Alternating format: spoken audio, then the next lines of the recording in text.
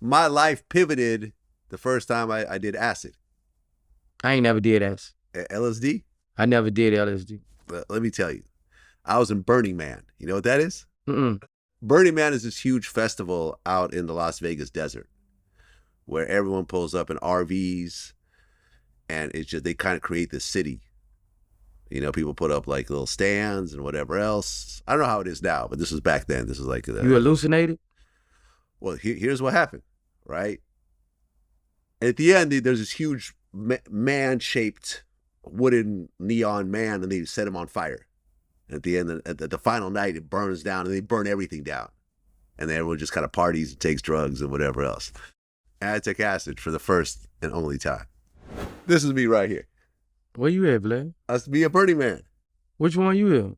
This is me right here with the body paint. That's you, Vlad? That's me. Age... How old you was, Vlad? About 20? 25?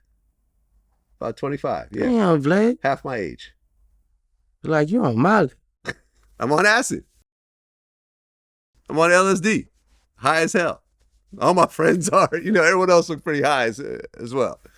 So anyways, I took acid for the first time during Burning Man. Fires are going off everywhere. And I had this African drum that I had with me, that I brought with me. And I got into a drumming circle while high off acid. It was the first time I ever got into a drumming circle. It was me and this other guy. It wasn't even a drumming circle, just me and this other guy. He had this little drum kit kind of, and I had my little djembe, my African drum. And we started to just kind of drum together.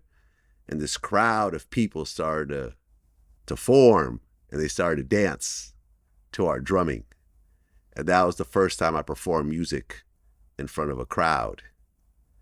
And I said, oh, man. Acid made you a DJ. And that's when I became a DJ. I said, oh, I want this feeling again.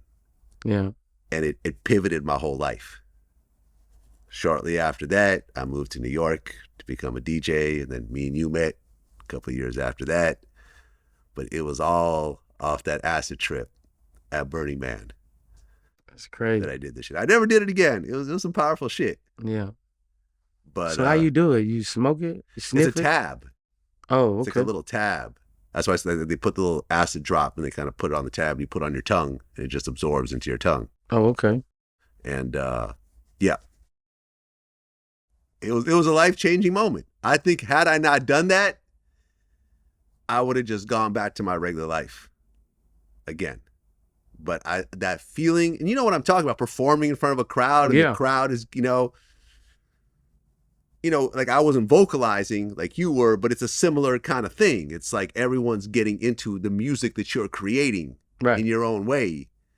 I said, oh, this is the most amazing feeling ever. I want to do this for a living. Right. So I abandoned my whole life and I focused on that. So, you know what I mean? That was my hard drug experience. But cocaine and all that, I just, I had a friend who died at 23 and I just said, I'm cool. I'm not going to fuck around with that. No meth, none of that shit. Yeah, that shit. It wouldn't work. Yeah. I saw my pops them on that shit. I saw your dad was on cocaine? Yeah, hell yeah. Yeah. Yeah. And when you're in the hood, one of your parents gonna be on cocaine. If you from the hood, I ain't talking about just a 9-to-5 work. I'm talking about from the trenches. One of your daddy or your mama was on cocaine. In the 80s or the 90s, your daddy or your mama was on cocaine. Every friend I ever had, dad or mom was on cocaine, probably except one of them. Yeah, it's sad. It's sad. Cocaine doesn't usually have a good ending. Nah.